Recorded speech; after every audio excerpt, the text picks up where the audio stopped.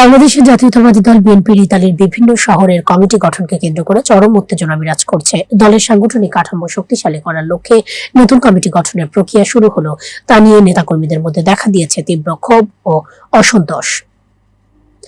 Europe bureau chief Mohammad Mezbauddin Alal ও Ancona প্রতিনিধি মোহাম্মদ রফিকের তথ্য ভিডিও চিত্রে থাকছে বিস্তারিত। বিগত প্রায় দেড় যুগ পরে ক্ষমতা এসেছেন জাতীয়তাবাদী দল বিএনপি, কিন্তু ইতালির বিএনপির বিভিন্ন শহরেই কমিটি গঠন নিয়ে মন ক্ষুণ্ণ ইতালির সিনিয়র ত্যাগী নেতাকর্মীরা। আসলে বিগত দিনগুলো মনে পড়লে একটা বেদনাদায়ক বলা হয় যে আমাদের এই আওয়ামী লীগের আমলে এমন দিন গেছে অনেকে প্রকাশ্য ছবি ওড়াতে সামনে আসতো না, কিন্তু আমরা যারা ত্যাগী নেতৃবৃন্দ ছিলাম আমরা ঠিকই দেশের বিভিন্ন ইউরোপে বিভিন্ন জায়গায় সরকারের বিরুদ্ধে, অবৈধ সরকারের বিরুদ্ধে আন্দোলনের জন্য আমরা ত্যাগী যারা ছিলাম বেনিসবাসী সবাইকে নিয়ে জায়গায় জায়গায় সরকারের বিরুদ্ধে আন্দোলন করেছি। এবং যারা আমরা দেশে গেছি, দেশে তারপরও আমরা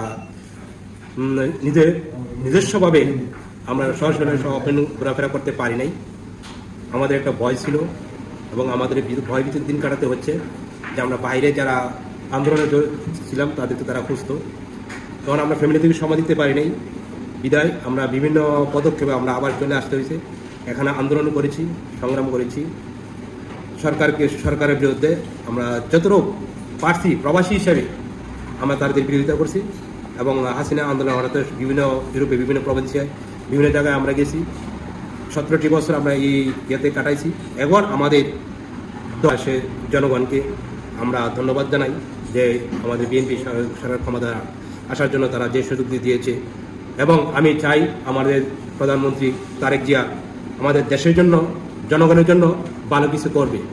এবং যারা আমরা এই প্রবাস থেকে সরকারের বিরুদ্ধে দীর্ঘদিন আন্দোলন করেছি, আমরা ত্যাগী যারা আছি, ত্যাগীর প্রত্যেকটা ত্যাগীদের জন্য যাতে আমাদের সরকার, আমাদের বিএনপি, আমাদের দেশের প্রধানমন্ত্রী ভবিষ্যতে যাতে আমাদের ত্যাগীদের ভালো মূল্যায়ন করে, আমরা এ আশা নিয়ে আমরা এখনো বসে আছি। আমাদের এখনো কোনো কমিটি হয়নি, সামনে ভালো কিছু কমিটি হবে এবং বিভিন্ন মানুষ বিভিন্ন ওয়াইতে লবিং করতেছে।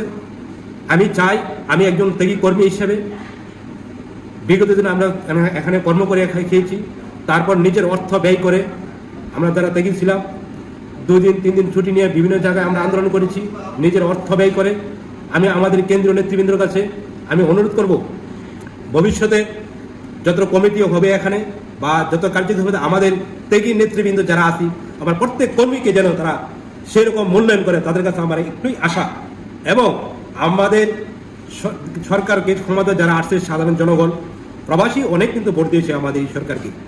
আমরা সরকারের কাছে অনুরোধ করব, আমি দলকে ভালোবাসি ওই হিসেবে আমাদের সরকার যেন আমাদের প্রবাসী, বিশেষ করে প্রবাসীর সুখ সুবিধা একটু দেখে। তাদের কাছে আমি বিনোদ অনুরোধ করবো, আমাদের প্রবাসী বিশেষ করে আমাদের এম্বাসির সমস্যা, এই দিকটা যাতে আমাদের সরকার যাতে প্রত্যেকটি জনগণের সাথে সহযোগিতা করে। আমি এই দল হিসেবে এতদিন যে আন্দোলন করি সরকার হিসেবে, ত্যাগী হিসেবে আমি সরকারের কাছে এই আমার আশা, এই আমার বিএনপি নেতা। সেই ক্ষেত্রে প্রবাসে যারা রয়েছেন তাদের যে এয়ারপোর্টের যে একটি বাড়তি ঝামেলা, আসলে সেই সিন্ডিকেট অথবা যেই আপনার মাল চাবানা চুরির ঘটনা, বাড়তি ভোগান্তির ঘটনা, আসলে আপনারা কিভাবে দেখছেন এবং সেটা কিভাবে মোকাবেলা করবেন আপনারা যদি একটু বলতেন। অত্যন্ত দুঃখের বিষয়, আমি নিজেও ভুক্তভোগী। বিগত সরকারকে দিয়েছি, সরকার এগুলা দেখে না। এখন আমি আমাদের যে সরকার আছে, আমাদের লবিং পর্যায়ে আমরা যেভাবে আছি অলরেডি আমরা কেন্দ্রীয় নেতৃবৃন্দের সাথে আমরা আলোচনা করছি যে আমাদের বিশেষ করে প্রবাসীর যে সমস্যাটা, যে এয়ারপোর্টে 2টা সমস্যা আমার মূল উদ্দেশ্য। একটা হলো এয়ারপোর্টে যে সমস্যা, এটার জন্য জোরালোভাবে যাতে দৃষ্টি দেয় এই সমস্যার সমাধান করার জন্য। প্লাস আমাদের যে বড় সমস্যা আছে আমাদের ভেনিসে এই অনেক জনগণ, আমাদের একটা এম্বাসি যাতে আমাদের সরকার আনতে পারে এখানে জনগণের সুবিধার্থে, এটাই আমাদের সার্থক, এটা আমার সার্থকতা। এই চেষ্টা নিয়ে সামনে আগাবো ইনশাআল্লাহ। আমি ইতালি ভেনিস সাহা যুবদলের সাধারণ সম্পাদক জনাব Mohammad Fakhrul Chowdhury. Mohammad Rafiq, Bangla 52 TV, Venice, Italy.